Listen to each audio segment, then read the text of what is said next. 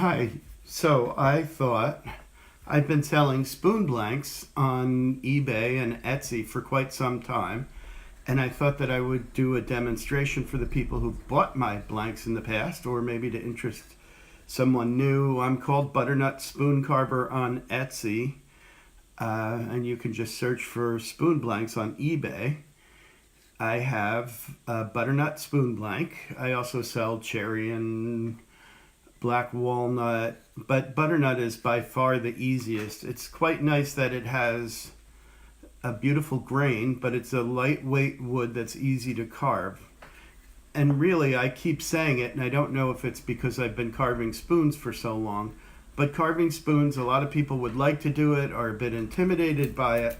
And really, carving spoons is just a matter of taking the spoon blank and carving away everything that doesn't look like a spoon. You'll notice when I carve, I always carve away from myself. I always say no meat in front of the knife. We're here to carve wood, not me.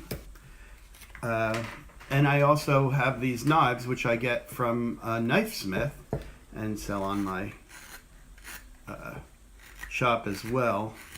I have all kinds of knives that I've used over the years. There's a couple of different ways to carve, and maybe we'll have time to do videos on others using a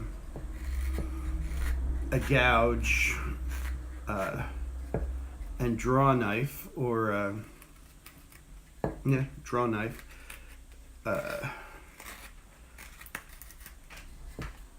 But for the time being, we're just going to carve a simple butternut spoon. I also sell them in all different sizes, but 10 inches, if people want to start, this is what I would suggest people start with. Butternut is easy to carve. 10 inches is a nice size spoon. It's good for stirring pots. It's also good for serving. And they're full 1 inch thick, so you can get quite a nice deep bowl on the spoon. The knife also, I have some very nice smaller knives, and you can use different knives for different things, but as a general purpose knife, this is an excellent knife. It's made from high carbon steel by a knife smith. It's probably not the prettiest knife in the world, but it's a knife that works really well.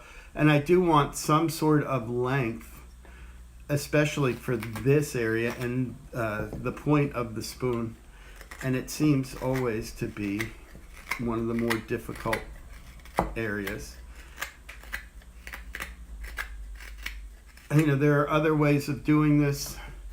I started out taking a person fishing who loved to fish, and personally, I don't love to fish. I think there's a very thin line between fishing and sitting on the bank of a river doing nothing. And I also always chose to do nothing. So doing it this way allows me to basically bring my knives and my blank along with me. I frequently have a spoon blank in my back pocket, and just sit and whittle. I think it's probably the next step up from a good sharp stick, but you really end up with something pretty lovely. I've been doing this for years and years, and I generally stick them in a box under my bed, and around Christmas time, friends and coworkers all get spoons, which everyone seems to enjoy. And I've been in friends' kitchens and had a spoon that I'd given them 10 years before being used to stir the soup. This was a very good feeling.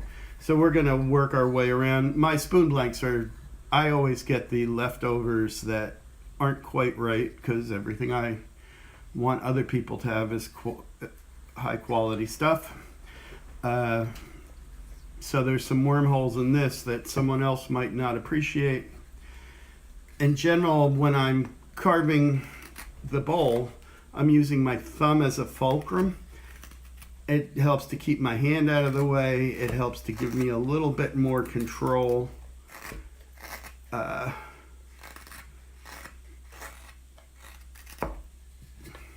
and it gives me a little bit more power. I'm just babbling on as I do this. I'm hoping to do about a 15-minute video, put it on my blog, and come back and maybe do some more another time. This is my first foray into YouTube land. So the hook knife, and this is the part I think you could use. There are lots of different things you could use for your utility straight blade, but the hook knife, if you're doing it this way, is absolutely essential. And what we need to do is hollow out the bowl. And generally we start across grain, and we're moving a lot of material at this point in time.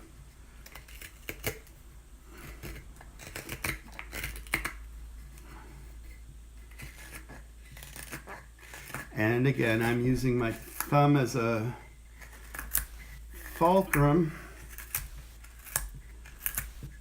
to give me a little bit more control and power and safety. And we're just going to continue to move wood, or remove wood. I also, the blanks are big and blocky, and I think it allows people to make choices for themselves. Sometimes you'll find that the wood makes choices for you, and you're basically working along with the piece of wood that you have at hand. Good sharp knives are always important. High carbon steel holds a sharp edge for a very long time. And it's a whole nother video to talk about knives.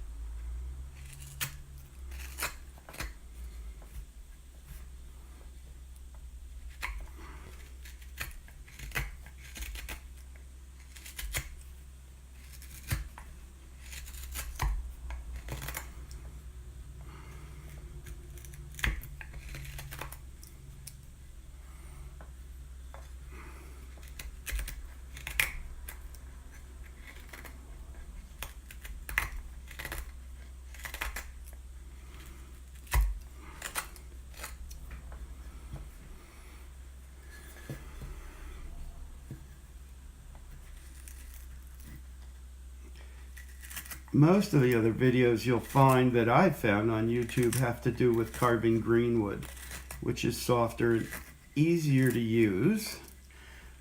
This is kiln dried but full dimension lumber, and it's harder to carve, but it is kiln dried. And the problem with greenwood frequently is you can put a great effort into carving a beautiful spoon, only to have it split later while your spoon is drying. This will be very stable and ready to go. I think we all do this for different reasons, and we have different methods based on those reasons.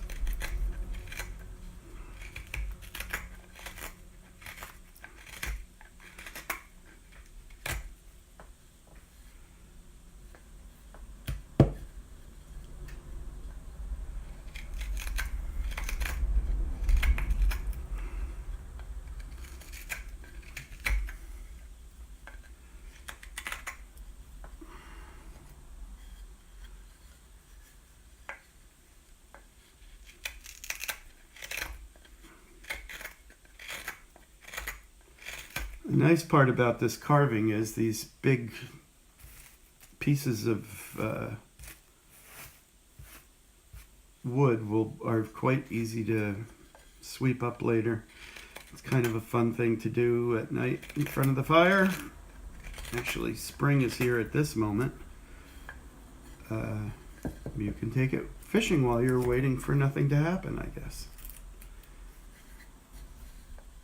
But doing it, I don't hesitate to carve in the house. It's easy enough to clean up with. And I do finish things off by sanding. And I don't sand in the house. I don't think we need those little particles of wood, the sawdust floating through the air to be breathed in. So I gave you about 10 minutes of carving, and hopefully we will come back and do another 10 minutes of carving. And in a couple of videos, we'll have a spoon to show you. The cool thing, however, is that these spoons continue to change color. Butternut in particular starts to turn dark. It's a lot like, it has the grain and a lot of the color of walnut as it ages, but it's soft and easy to carve. Walnut is very heavy and very difficult to carve. There's a tremendous amount of weight. The basswood or linden trees have a very soft, very easy to carve wood, but they have no grain. They're just so light and so plain that if you're going to use a natural finish, and that's all that I would use on your spoon, they're just not very pretty. I think they're fine for projects where you're painting and doing little carvings. And I do use basswood for my bird carving, which is potentially another video or several more videos. And you'll find bird carving blanks on my Etsy store as well, Butternut Spoon Carver at Etsy. But that's about it for now. Thanks for watching, and hopefully we'll be back soon.